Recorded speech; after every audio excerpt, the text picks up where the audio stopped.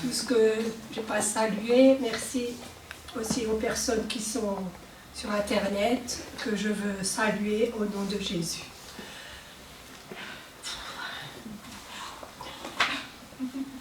Seigneur, merci pour ton esprit qui est là, Seigneur, dans ce lieu. Merci, Seigneur, pour ton amour, c'est vrai. Et, Seigneur, que vraiment tes paroles sortent de ma bouche ce matin. Seigneur, que nous puissions rendre nos pensées captives et obéissantes à Christ. Et je lis tout esprit de distraction dans ce lieu, Seigneur, que nos pensées soient vraiment tournées vers toi, Seigneur, et que ma bouche exprime ta pensée. Merci, Seigneur, pour ta parole, parce que ta parole, tu dis, elle ne retourne pas à toi sans avoir fait son effet. Seigneur, que ton esprit, que ta parole fasse son effet dans nos cœurs ce matin. Il a déjà commencé, Seigneur, mais il va continuer à agir au nom de Jésus. Amen. Amen. Excusez-moi. Donc ce matin, le thème c'est devenir un chrétien mature ou devenir mature en Christ. Qu'est-ce que ça veut dire? Je pense que chacun de vous a une réponse personnelle dans son cœur. Je ne veux pas vous interroger parce que comme c'est filmé, ça prendrait trop de temps. Donc pour moi, enfin pour la parole de Dieu, ce qu'elle dit, la maturité spirituelle, c'est devenir de plus en plus semblable à Christ. Donc chaque chrétien qui est sauvé entame un processus de croissance spirituelle dont l'objectif est de parvenir à la maturité. L'apôtre Paul décrit ce processus comme un cheminement continu qui dure toute une vie. On n'a jamais fini d'apprendre. Avec Dieu, on n'a jamais fini d'apprendre. On peut atteindre la maturité spirituelle en devenant plus semblable à Jésus-Christ de jour en jour. Mais ça, ce n'est pas possible sans l'aide du Saint-Esprit. Après le salut, chaque chrétien commence ce processus de croissance spirituelle avec l'intention de devenir spirituellement mature. C'est un processus continu qui finira jamais et déjà dans votre vie, il est entamé, mes chers frères et sœurs. On va lire Philippiens 3, versets 12 à 14.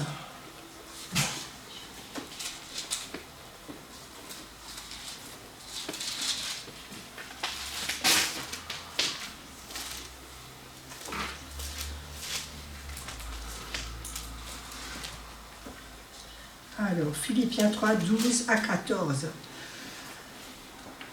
Ce n'est pas que j'ai déjà remporté le prix ou que j'ai déjà atteint la perfection, mais je cours pour tâcher de le saisir, puisque moi aussi j'ai été saisi par Jésus-Christ. Frères, je ne pense pas l'avoir saisi, mais je fais une chose, oubliant ce qui est en arrière et en me portant vers ce qui est en avant, je cours vers le but pour remporter le prix de la vocation céleste de Dieu en Jésus-Christ.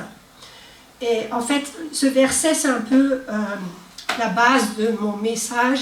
C'est comme ça que le Seigneur m'a donné ce message, c'est courir vers le but. Et dans ma propre vie, on doit, comme on a dit tout à l'heure, on doit s'examiner nous-mêmes et courir vers le but. Tout comme Paul, nous devons toujours avancer vers une connaissance approfondie de Dieu en Christ avec l'aide du Saint-Esprit, car sans lui, nous ne pouvons rien faire. Si un bébé naît sur cette terre, c'est 100% un humain. Il a besoin de grandir et de se développer pour devenir adulte.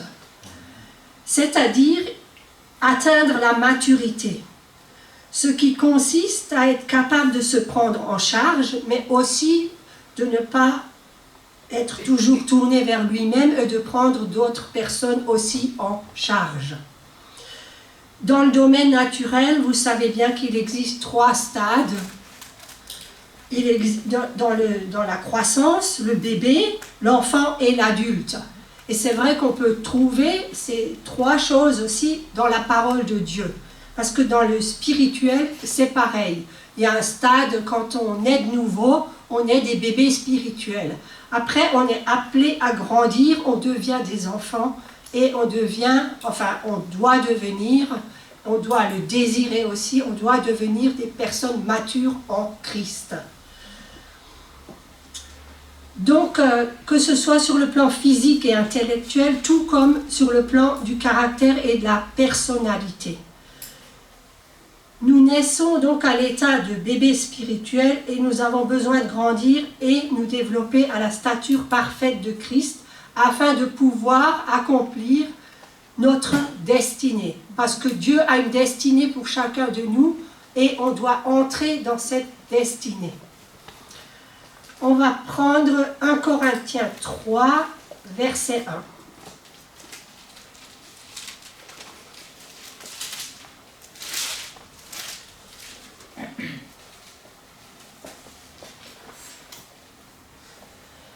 Pour moi, frères, ce n'est pas comme à des hommes spirituels que j'ai pu vous parler, mais comme à des hommes charnels, comme à des enfants en Christ. Et là, ça parle du lait spirituel. Donc là, on voit comme à des enfants en Christ. L'apôtre Paul a parlé aux disciples comme à des enfants en Christ. Donc, comme un enfant doit passer par plusieurs étapes pour devenir adulte, le chrétien est appelé à passer par un processus pour croître, pour grandir et changer pour devenir à l'image de Christ notre modèle parfait. Pour grandir, vous êtes d'accord avec moi, on a besoin de temps. Mais on a surtout besoin d'être dans des bonnes conditions propices à la croissance. Que ce soit dans le naturel physiquement, mais que ce soit aussi dans le spirituel. Donc, je dirais que, comme on a vraiment prié, comme Caroline a prié, que vraiment on doit rentrer au début de notre conversion, on doit rentrer vraiment dans notre chambre et fermer la porte et prier notre Père Céleste. Et je pense que ça, c'est le début, quand on est bébé spirituel, c'est ce qu'il faut faire. Et c'est là, dans ma vie personnelle, que je peux dire que le Seigneur m'a le plus parlé et enseigné. Parce que chacun de nous, la foi, c'est vrai, c'est quelque chose de personnel. Et on est tous appelés à grandir. Mais si on ne fait pas ça, on rentre, je veux dire, comme le fils prodige, il est aussi rentré à l'intérieur de lui-même. Si on ne fait pas cette démarche devant Dieu, on ne peut pas grandir spirituellement. Donc, tous les bébés, quand ils naissent, ils ont besoin d'être nourris avec le lait de leur mère.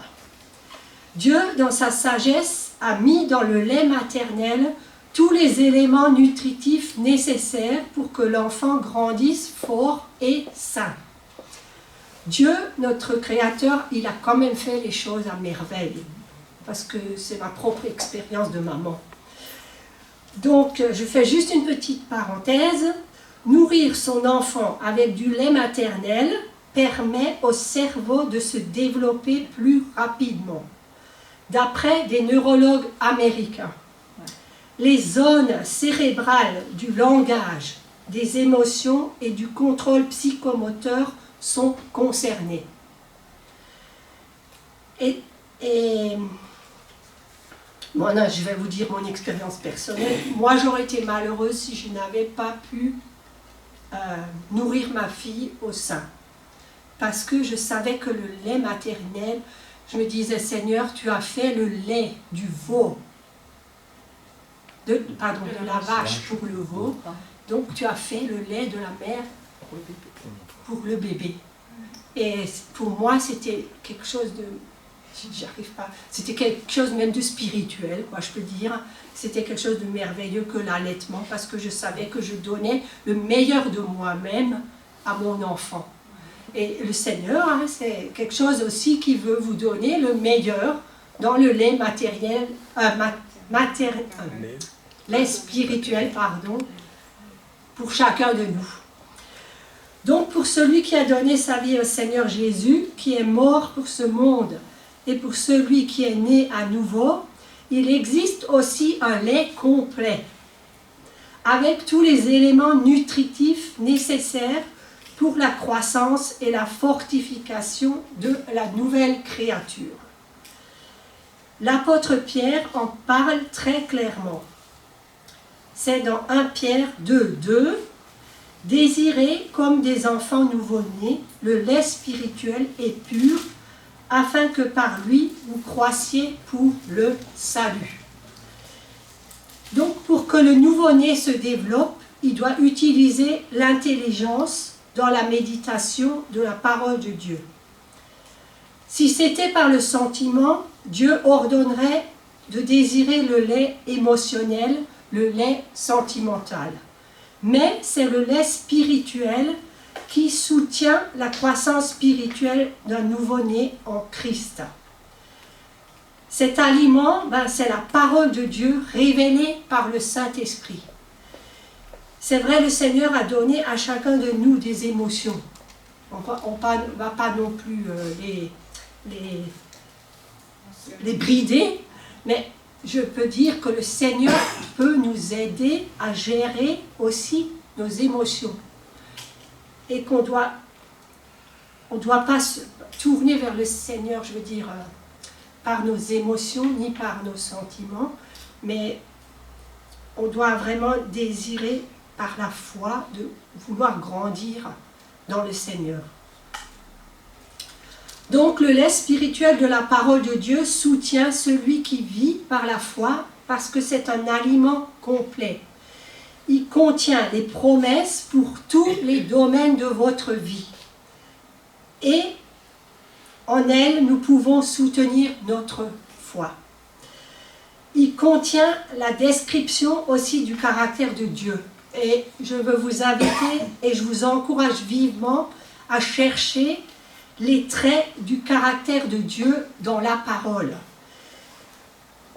Parce que cela, ça va nous donner l'assurance de savoir avec qui nous avons fait alliance. Vous savez, quand on se convertit, on a souvent l'image de notre Père naturel qui ne correspond pas à l'image de notre Père céleste. Parce que notre Père céleste est amour. Je remercie Dieu parce que j'ai eu un bon père, on peut dire. J'ai eu un bon père et qui n'était pas parfait, bien sûr, parce qu'on n'est pas... il faut aussi... Et ça, j'ai mis du temps à le comprendre. Vous savez, vous n'avez pas des parents parfaits. Et on doit aussi pardonner à nos parents parce qu'ils n'étaient pas parfaits et ils n'ont pas pu tout nous enseigner parce qu'ils n'ont peut-être pas été éclairés par le Seigneur. Mais je veux vraiment dire que vous devez chercher que Dieu est fidèle, que Dieu est amour, que Dieu est à nos côtés chaque jour et chercher le cœur du Père qui est dans sa parole et ça va vraiment vous donner une assurance dans votre foi. La parole de Dieu, elle contient aussi les exemples des héros de la foi qui nous font comprendre comment nous devons être et comment Dieu agit dans la vie de ses enfants. La parole de Dieu, elle nous fournit aussi tout l'aliment qu'on a besoin pour toutes les étapes de la croissance du chrétien. Donc c'est seulement lorsque nous utilisons le raisonnement dans la méditation de la parole de Dieu, sans sentimentalisme, que nous nous connectons directement avec lui et développons en nous la foi, consciente et solide pour une vie spirituelle saine qui nous mène vers l'éternité. Vous savez, si ma fille n'avait pas grandi et ne se serait pas développée physiquement, je me serais inquiétée. Ni intellectuellement, si elle ne se serait pas développée, ni émotionnellement, Je pense que chacun de nous, on se serait inquiété pour nos enfants. Alors pourquoi on trouverait normal de continuer à penser et de raisonner, de parler comme des enfants, sans nous préoccuper de notre manque d'équilibre, de clairvoyance et de compréhension pour les choses spirituelles. 1 Corinthiens 13, verset 11 nous dit « Lorsque j'étais enfant, je parlais comme un enfant, je pensais comme un enfant, je raisonnais comme un enfant. Lorsque je suis devenu homme, j'ai fait disparaître ce qui était de l'enfant. » Donc Jacques 3, verset 10 nous dit « De la même bouche sortent la bénédiction et la malédiction. Il ne faut pas, mes frères, qu'il en soit ainsi. » Et je voulais vous dire, attention aux paroles qui sortent de votre bouche. Quand on devient mature, on change de langage. Notre langue doit être sanctifiée et purifiée par le Saint-Esprit. Peut-être que je ferai une fois un message sur les paroles, parce que c'est très important. Bien sûr, moi-même, je ne veille pas toujours sur mes paroles, mais je trouve, par exemple, des gens qui jurent encore ou qui disent des gros mots après 15 ans de conversion. Excusez-moi, mais je ne trouve pas ça normal, parce qu'ils n'ont pas grandi, ils sont restés comme des petits bébés, quoi. Dans Luc 2, verset 52, Jésus croissait en sagesse, en stature et en grâce devant Dieu et devant les hommes. Et là, on voit que la maturité, ça s'est vu en Jésus. Est-ce que, je veux dire, autant que responsable de cette assemblée, vous savez, je me réjouis toujours quand je vois des gens grandir dans la parole de Dieu et quand je vois des gens grandir dans la foi et saisir des nouvelles choses dans l'esprit et marcher par l'esprit. Et Paul et moi, c'est vrai, on se réjouit toujours quand vous faites des progrès et que vous tendez à la stature parfaite de Jésus-Christ. Bien sûr, nous-mêmes, dans nos propres vies, moi-même, je dois aussi travailler à tendre vers la stature parfaite de Jésus-Christ, qui est mon modèle personnel, puisque je lui ai confié ma vie. Donc la maturité... Alors, non, j'ai oublié quelque chose. Car comme toute semence, il faut que la foi soit nourrie, entretenue et protégée des attaques extérieures, afin de parvenir à son plein développement. Si vous êtes jeune dans la foi ou qu'après plusieurs années de marche avec le Seigneur, vous peinez encore à atteindre la maturité spirituelle, je vais vous donner quelques éléments qui vous aideront à vous nourrir, à vous entretenir et maintenir votre croissance spirituelle. Donc, premièrement, la maturité chrétienne exige une réorganisation radicale de vos priorités. Le passage du plaisir de soi au plaisir de Dieu et l'apprentissage à l'obéissance de Dieu, et bien sûr par le Saint-Esprit qui nous aide à obéir. Parce que c'est vrai, Paul dit souvent que la grâce de Dieu est là, mais la grâce, c'est aussi la capacité de nous aider à obéir à ce que Dieu nous demande. La clé de la maturité est la constance, la persévérance dans la résiliation de ces choses qui, nous le savons, nous rapprocheront de Dieu. Certes, la Bible nous invite à être comme des petits enfants dénués de malice, pleins de confiance en Dieu, sans arrière-pensée ni inquiétude, purs, simples, humbles, afin de recevoir le royaume de Dieu. Néanmoins, dans le domaine du jugement, de la connaissance, du raisonnement, de la compréhension, nous sommes appelés à être des hommes matures et accomplis. Hommes et femmes, bien sûr. 1 Corinthiens 14, le verset 20 nous dit « Frères, ne soyez pas des enfants sous le rapport du jugement, mais pour la malice, soyez enfants, et à l'égard du jugement, soyez des hommes faits.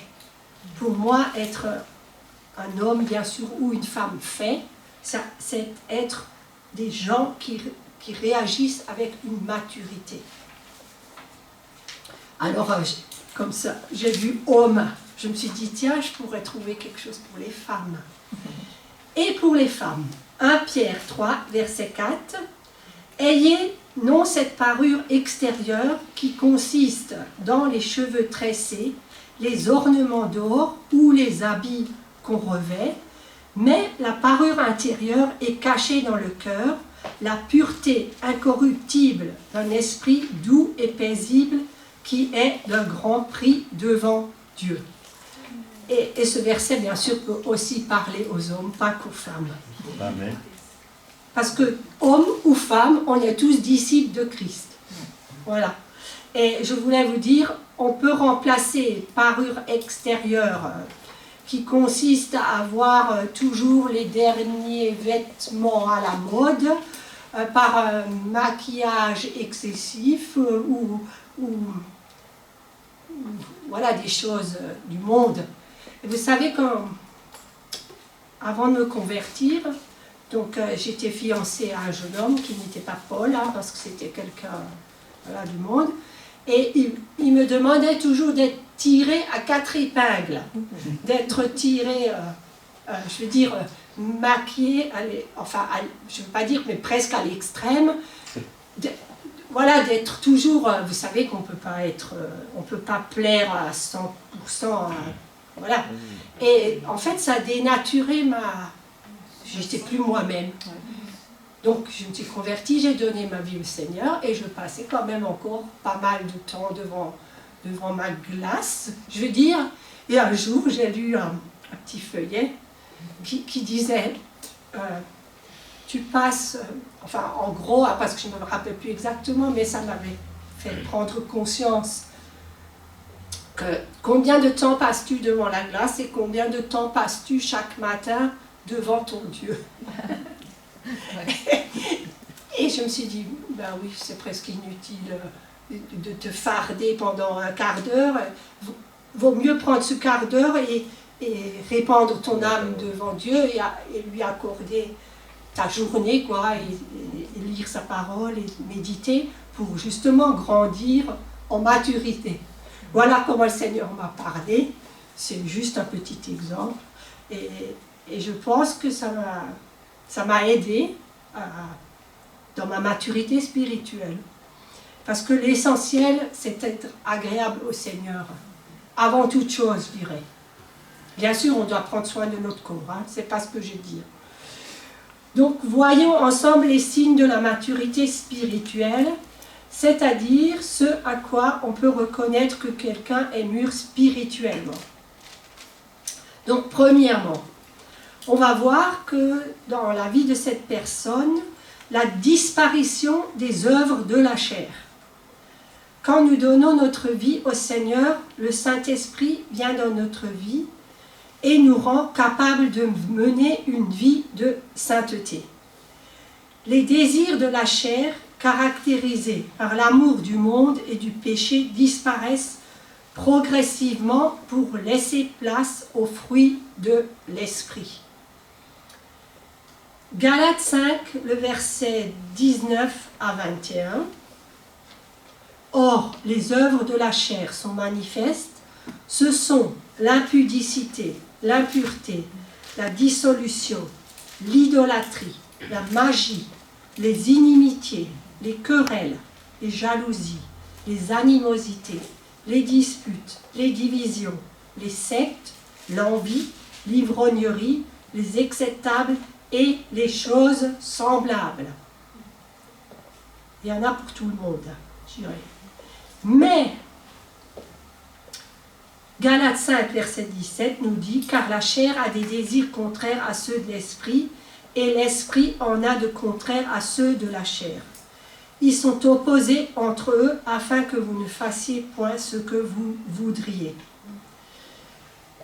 un peu plus loin, Galates 5, verset 24, « Ceux qui sont en Jésus-Christ ont crucifié la chair avec ses passions et ses désirs. » Donc on va prendre, ah bah si c'est là, on va prendre les signes de la maturité spirituelle, c'est que vous allez manifester les fruits de l'esprit.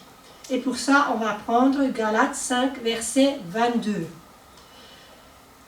En fait, le Saint-Esprit, il nous dégoûte d'abord du péché. Il nous fait porter des fruits. Donc Galates 5, 22, mais le fruit de l'Esprit, c'est l'amour, la joie, la paix, la patience, la bonté, la bénignité, la douceur, la tempérance. Vous pouvez individuellement méditer sur l'amour, sur la joie, sur la paix, sur la patience, la bonté, la bénignité, la douceur, la tempérance. C'est vrai qu'il y a de quoi faire, il y a de quoi méditer là-dessus. Donc, en grandissant et en prenant de la maturité, ces fruits doivent se développer dans notre caractère, car ils sont en fait le signe réel et visible de la maturité du chrétien. J'avais une fois lu aussi une version, je veux juste vous donner un petit témoignage par rapport à ça. J'avais lu à la place de la bonté, il me semble qu'il y avait une version qui disait l'amabilité. Et comme vous savez, j'ai travaillé dans un grand magasin pendant des années. Et un jour, j'ai fait mon culte et je suis tombée là-dessus, l'amabilité. Et ça, comme ting, parce que le Seigneur, c'était un moment où c'était un peu difficile dans ma vie. Et vous savez bien sûr que des fois, on relâche spirituellement. Le Seigneur m'a dit, tu as à être aimable avec les gens. Et ça m'a comme... le Seigneur m'a parlé et j'ai dit oui, pardon Seigneur pour les fois où j'étais pas aimable avec les gens, mais maintenant vraiment je prends ça pour moi et je veux me corriger et je veux être aimable avec les gens. Mais comme ça m'a vraiment comme si juste un petit mot vous touchait dans votre esprit quoi. Et le Seigneur m'a fait réaliser que c'était l'attitude qu'il attendait de moi, malgré les années où je travaillais dans le magasin, parce que c'est vrai, il y a une certaine lassitude des fois qui s'installe en nous, mais on doit se reprendre devant le Seigneur. Et voilà comment le Seigneur m'a parlé. Donc ce que je remarquais, c'est que vous avez aussi, quand vous utilisez les fruits de l'esprit et que vous devenez mature dans le Seigneur, vous avez aussi plus de facilité à aimer les uns, à nous aimer les uns les autres. Quand vous cherchez vraiment à être agréable au Seigneur, vous arrivez à aimer plus facilement votre mari. Parce que, je dis ça parce que c'est d'abord, moi je crois que quand on veut grandir, on doit d'abord grandir spirituellement dans notre famille. Moi je crois que c'est très important qu'on soit unis dans le Seigneur, surtout si votre mari bien sûr est chrétien ou inversement, et aussi que la famille, ça doit être un endroit où il y a la paix, l'amour, où il y a la joie, tout le fruit de l'esprit que dit Galates 5, 22. Ensuite, troisièmement, on doit avoir la capacité à faire la distinction entre ce qui est de l'émotion et ce qui est de Dieu. L'une des caractéristiques du bébé spirituel est sa tendance à se laisser guider par ses émotions qu'il attribue le plus souvent à la voix ou à la volonté de Dieu. Ne dites pas trop souvent, je dirais, Dieu m'a dit, Dieu m'a dit, Dieu m'a dit. Vous savez, beaucoup de chrétiens sont déjà venus vers nous, Dieu m'a dit, et ça ne s'est pas accompli. Donc je veux simplement vous faire un peu réfléchir là-dessus. Vous devez vraiment être sûr, quand vous proclamez quelque chose, que c'est vraiment Dieu qui vous l'a dit. Surtout si vous parlez sur la vie de quelqu'un d'autre. Et c'est vrai, des fois, on réagit par l'émotion. Ce matin, j'ai aussi réagi par l'émotion, parce que le Saint-Esprit, il m'a vraiment... Il m'a saisi. Mais c'est une bonne émotion qui est à la gloire de Dieu. Amen. Parce que Dieu, on a quand même des émotions. Voilà. Donc, des fois, quand on est jeune converti, on a aussi un excès de zèle. On a des jugements hâtifs et intransigeants. On ne doit pas non plus, des fois être très dur avec les gens. Donc, tu dois faire comme ça, comme ci, comme ça. Eh bien non, si le Seigneur il a montré à quelqu'un de faire d'une autre manière, on doit respecter ce que le Seigneur a montré à cette personne. Et aussi, c'est vrai, au début, on a des excès de zèle. Mais on fait beaucoup d'erreurs au début quand on est jeune converti. On parle n'importe comment. Moi, je me rappelle, ma collègue de travail, j'ai parlé en langue, mais vous savez, je sais pas, elle n'a pas pu comprendre. Maintenant, avec le temps, j'ai vu que ce n'était pas quelque chose qu'il fallait faire parce qu'elle ne pouvait pas comprendre spirituellement. Et pardon, Seigneur, aussi pour les fois où je me suis laissée guider par mes émotions. Parce que souvent, je me suis laissée, les femmes, on a quand même un peu tendance des fois. Et Seigneur, tu nous aides à gérer nos émotions. Mais quand on est mûr spirituellement, on arrive à faire la différence entre la voix de l'émotion et celle de Dieu. Il y a aussi marqué « Mes brebis entendent ma voix ». On ne se laisse plus diriger par nos émotions, notre jugement étant éprouvé et aiguisé par l'expérience. Et c'est ça, avec le temps, quand on grandit dans le Seigneur, on a aussi l'expérience et on ne refait pas la même erreur. Donc c'est important d'apprendre à gérer nos émotions au lieu de les laisser nous dominer. Par exemple, si nous sommes en colère, on doit pouvoir s'interrompre, identifier l'objet de notre colère, nous examiner nous-mêmes afin de déterminer pourquoi nous sommes en colère. Puis, on doit gérer notre colère d'une manière biblique. Il y a aussi un verset qui dit « On ne doit pas se coucher sur notre colère ».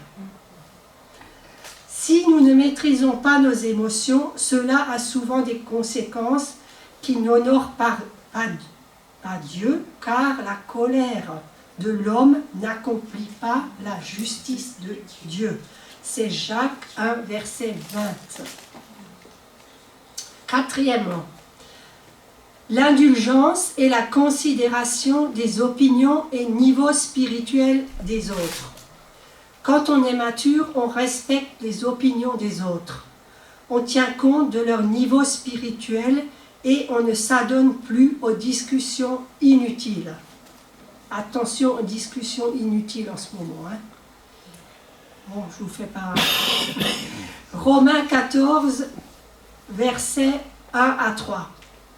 Faites accueil à celui qui est faible dans la foi et ne discutez pas sur les opinions.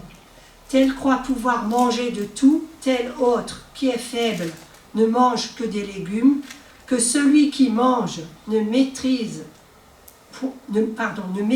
point celui qui ne mange pas, et que celui qui ne mange pas ne juge point celui qui mange, car Dieu l'a accueilli. Donc, cinquièmement, quelqu'un qui est mature en Christ a la capacité d'engendrer d'autres disciples. Donc, un chrétien mûr doit pouvoir se multiplier en amenant d'autres personnes à Christ. Est-ce que c'est votre désir d'amener d'autres personnes à Christ? Matthieu 28 dit, versets 19 et 20, « Allez, faites de toutes les nations des disciples, les baptisant au nom du Père, du Fils et du Saint-Esprit, et enseignez-leur à observer tout ce que je vous ai prescrit. N'oubliez pas que pour faire un disciple, vous devez en être un. On doit être des modèles pour les personnes de nos familles, pour les personnes qui nous entourent. Et nous-mêmes, nous devons avoir le modèle parfait qui est Jésus-Christ. Donc, que faut-il faire pour atteindre la maturité spirituelle? D'abord, il faut le désirer et apprendre aussi à collaborer avec le Saint-Esprit. On ne devient pas mature en un seul jour, il faut du temps. Vous savez, une plante, on ne peut pas tirer dessus. On ne peut pas la faire pousser plus vite. Mais en même temps, on ne peut pas être mature si on ne fait pas ce qu'il faut pour l'être. Dans un premier temps, c'est bien sûr important de vouloir et de prendre la résolution de grandir avec le Seigneur, car comme le dit la Bible, à tes résolutions répondra le succès. C'est Job 22, verset 28. Et le même verset que j'ai cité tout à l'heure, désirez comme des enfants nouveau-nés le lait spirituel et pur, afin que par lui vous croissiez pour le salut. Ensuite, il faut lire et bien sûr étudier la parole de Dieu. Comme notre corps a besoin de nourriture pour se développer, notre âme aussi a besoin de la parole de Dieu pour croître, être forte et inébranlable en toutes circonstances. Vous savez, hier, on a entendu un témoignage et ça m'a un peu marqué parce que la sœur, elle disait qu'elle avait le Covid. Et elle avait dit qu'elle devait aller à l'hôpital, enfin elle n'était pas bien, elle devait aller à l'hôpital. Et elle voulait emmener sa Bible et aussi les calendriers, là, ce qu'elle avait besoin pour faire son culte personnel. Mais les ambulanciers, ou je ne sais pas, les personnes qui l'ont cherché, ils ont dit, ben, vous laissez là, vous devez tout laisser là. Et après, elle était dans le coma, elle nous a raconté comment le Seigneur l'a sortie de là. Mais je me suis posé la question, je me suis dit, mais toi, si tu ne connais pas la Bible, si tu es dans ce cas-là, tu ne connais pas la parole de Dieu, tu ne sais pas les versets. Donc il faut méditer la parole de Dieu et la connaître. Et vous savez, des fois, ce qui m'arrive, quand je n'arrive pas à dormir, je cherche les versets qui commencent par un A, par un B, par un C, par un D, pour voir si j'arrive à me remémorer la parole de Dieu, parce que je crois quand même qu'il faut apprendre les versets pour pouvoir les confesser et pour pouvoir proclamer la parole de Dieu. Aussi, pour la proclamer sur les... Quand on a des attaques, et prendre position des fois contre l'ennemi, il faut connaître la parole de Dieu, parce que sinon on ne peut pas grandir en maturité spirituelle. Moi je crois que c'est quelque chose d'impossible, quoi. Et pour devenir fort et inébranlable en toutes circonstances, on est obligé de connaître la parole de Dieu. Donc je vous invite à vraiment méditer la parole de Dieu, parce que ça va vous faire grandir. Parce que dans Josué 1, verset 8, il dit « Que ce livre de la loi ne s'éloigne point de ta bouche, médite-le jour et nuit pour agir fidèlement selon ce qui est écrit. Car c'est alors que tu auras du succès dans tes entreprises, c'est alors que tu réussiras. » Donc, affronter les épreuves. Ça va. Les épreuves sont pour le chrétien des examens dont le passage lui permet d'accéder à un niveau supérieur. Dans la vie, on a tous des épreuves. Imaginez un élève qui ne se présente pas à ses examens de fin d'année. Comment pourrait-il passer en classe supérieure? Quand un bébé commence à marcher, il fait des chutes, mais cela ne l'arrête pas. Il continue jusqu'à ce que ses pieds deviennent fermes. Comment comptez-vous grandir si vous refusez d'affronter les difficultés?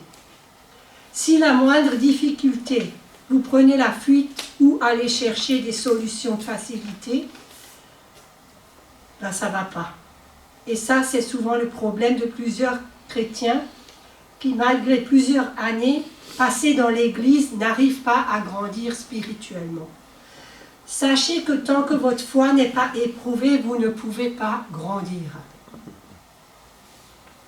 Mais aussi, sachez que Dieu vous donne toujours la force et vous aide à passer l'épreuve.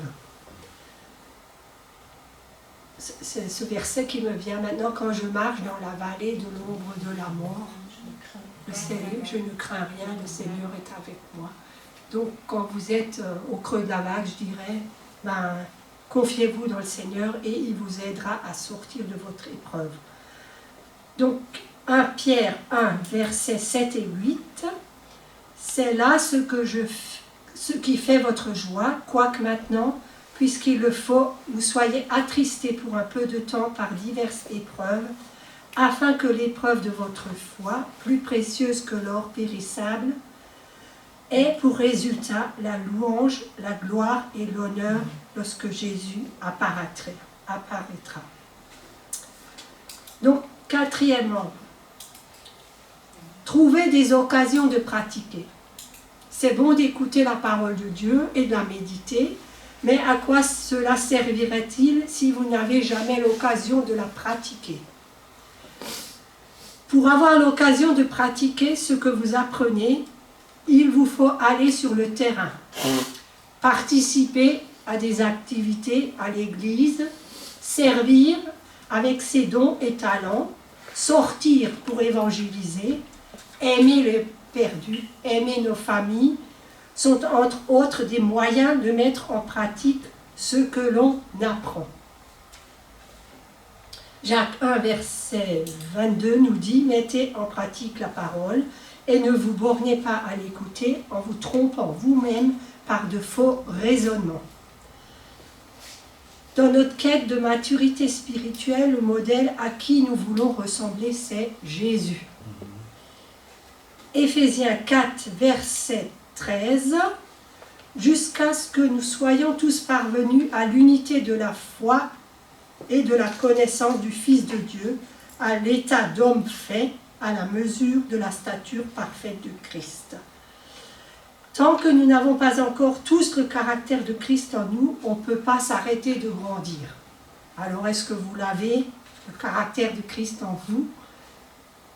Je commence à l'avoir, mais voilà, je tends à ce que le caractère de Christ grandisse en moi et aussi me réjouis de le voir grandir en chacun de vous. Donc, la maturité chrétienne requiert une redéfinition radicale de vos priorités. Nous ne devons plus chercher à nous plaire à nous-mêmes, mais à plaire à Dieu et à apprendre à lui obéir. La clé de la maturité est la cohérence et la persévérance pour faire ce dont nous savons que cela nous rapprochera de Dieu. Donc chacun de nous, on est appelé à avoir une discipline personnelle, spirituelle, notamment la lecture et l'étude de la Bible, la prière, la communion fraternelle et le service. Et même si ces choses, elles vous demandent beaucoup d'efforts, aucune d'elles n'est possible sans l'aide du Saint-Esprit qui demeure en nous. Galates 5, le verset 16, nous exhorte à marcher selon l'Esprit. Et plus nous nous soumettrons à l'Esprit de Dieu, plus nous allons produire du fruit de l'Esprit dans nos vies.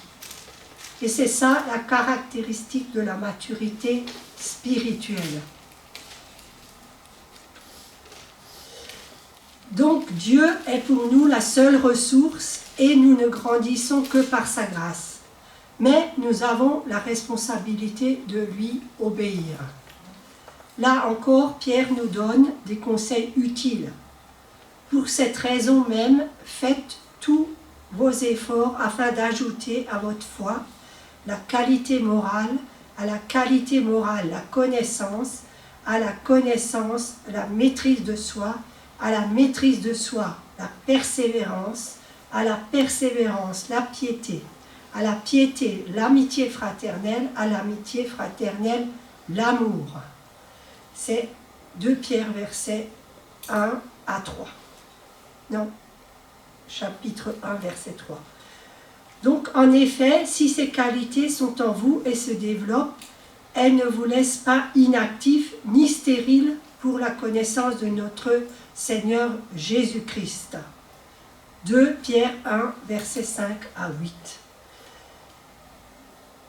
Être actif et porter du fruit dans la connaissance du Seigneur Jésus est l'essence même de la maturité. C'est le processus de toute une vie avec Dieu. Nous demeurons toujours des apprenants, quel que soit le nombre d'années et l'importance de nos responsabilités spirituelles. Amen. Je vais prier et je voulais encore vous donner un dernier témoignage par rapport à ce que Albino nous a dit par rapport au mur. Moi, il m'est déjà arrivé d'avoir des murs, des choses qui se bloquent dans ma vie. Et je voulais vous dire, et le Seigneur m'a dit, il y a un verset qui dit « Arrêtez et sachez que je suis Dieu ». Et si vous avez un mur, des fois, on peut aussi avoir le mur de l'activisme, c'est-à-dire faire, mais pas faire les choses que Dieu nous demande. Et vraiment, je ne sais pas pourquoi je vous dis ça maintenant, mais des fois, il est temps de s'arrêter et sachez que je suis Dieu. Et de vous arrêter et de vous repositionner dans la prière devant le Seigneur, afin que vous puissiez à nouveau être rempli d'énergie et d'avancer sur le chemin de la foi. Amen. Amen. Seigneur, merci parce que tu as placé une semence en chacun de nous. Et on désire, Seigneur, dans nos cœurs, parvenir à cette stature parfaite de Christ. Merci, Saint-Esprit, de nous aider à grandir dans la foi, à grandir dans l'amour, dans la joie, dans la paix, à nous aimer les uns les autres. Seigneur, que ta parole puisse porter du fruit dans nos cœurs ce matin et qu'elle puisse vraiment porter aussi du fruit dans la vie des personnes qui nous ont regardés par Internet. Et vraiment que ta grâce soit avec nous, Seigneur. Aide-nous, Seigneur, à nous fortifier dans la foi. Au nom de Jésus, Amen. Amen. Amen.